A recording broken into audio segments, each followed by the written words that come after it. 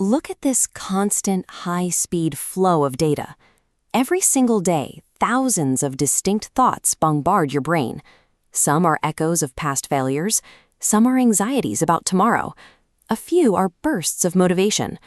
Most of us process this massive influx by slipping into what we can call audience mode. We sit back and passively consume the feed, watching this continuous loop play out like a movie we have no control over. Operating in this passive state creates a dangerous cognitive trap. We start to assume that simply because a thought appears in our head, it must be an absolute, unshakable truth. Imagine receiving 10,000 spam emails a day.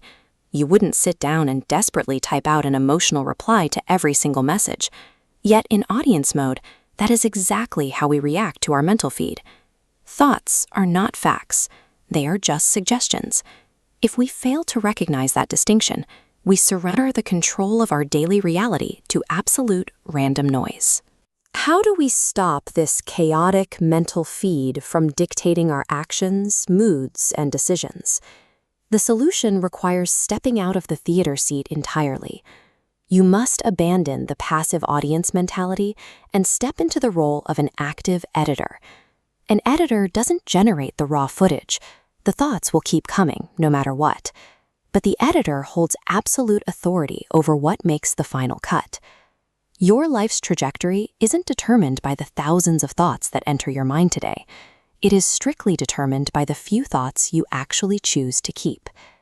To process that daily barrage of mental suggestions, an editor relies on a strict system of cognitive triage, a series of checkpoints designed to separate productive signals from destructive noise. This diagram illustrates how the triage works. As the raw data enters the top, it hits the first checkpoint, the growth check. You ask one question: does this specific thought facilitate my personal growth, or does it keep me stagnant? If it doesn't serve your growth, it gets cut immediately. The surviving data points drop to a second layer. This is the momentum check. Does this thought move me forward toward a concrete goal, or does it trap me in a looping cycle of past fears? The ideas that hold you backward are discarded here. Finally, we reach the energy check. You evaluate the remaining thoughts to see if they generate action-oriented energy, or if they drain your stamina through endless overthinking. Only the most potent ideas make it through this final gate. Relentlessly applying these 3 filters strips away the paralyzing noise of your daily mental feed. What's left are the precise, calibrated inputs that actively serve your progression. But no filter is perfect. Eventually, you entered the troubleshooting phase. What happens when a highly destructive thought slips past the triage system and takes root? Most people succumb to a predictable trap. They attempt to actively fight the negative thought, using pure willpower to force it out of their head. This triggers the famous pink elephant paradox. If I command your brain right now to absolutely avoid thinking about a pink elephant, your mind instantly generates that exact image. Actively commanding yourself not to think about a negative concept guarantees it becomes your sole focus. The human mind cannot delete a thought by force or resistance. Attempting to do so is a mathematical guarantee of failure.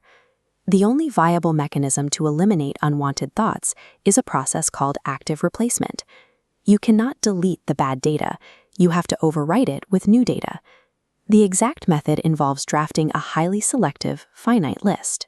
5 to 10 powerful, predefined core beliefs that serve as your permanent overwrite material. Looking at this list, you can see what these overwrite scripts look like in practice. Ideas like, I commit to 1% improvements every day, or my discipline dictates my actions. Successfully overwriting mental spam requires preparation. You have to preload your internal operating system with these predefined scripts well before a crisis actually hits. However, fighting an internal mental war every single day is unsustainable. To win permanently, you must externalize your editing system. You do this by intentionally designing your physical environment. You use digital wallpapers, sticky notes on your mirror, and organized physical spaces to automatically feed your predefined beliefs back into your processing center. The psychological mechanism at play is straightforward. Repeated visual exposure in your physical environment effortlessly turns into repeated belief internally. This flowchart maps the progression. A controlled physical environment directly programs your baseline thoughts, represented by this first connecting line.